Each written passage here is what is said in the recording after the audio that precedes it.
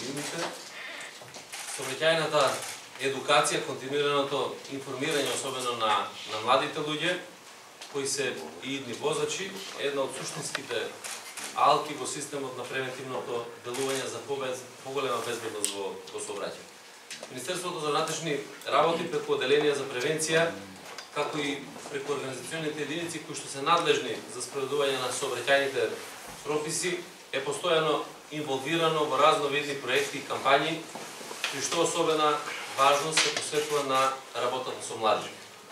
Овој проект што денес се промовира насловен како Паркирај совесно, всушност е еден од многуте вакви проекти што се реализираат на сообраќајната полиција и Оделенијата за превенција. Во тесна соработка со локалната заедница, со училиштата, со Републичкиот совет за безбедност во сообраќајот на патиштата, но и со други институции кои што на еден или на друг начин имаат надлежност во сферата на сообраќајот. Полицијата постојано и максимално посветено работи на полето на подигање на нивото на сообраќајната култура.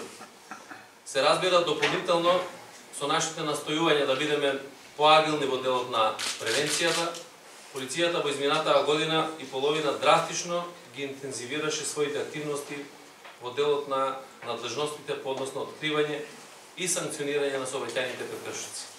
Во оваа прилика, а во контекст на проектот Паркирај совесно, сакам да истакнам дека во текот на минатата 2018 година на подрачјето на главниот град Скопје беа откриени над 26.000 прекршоци по основа на непрописно паркирање.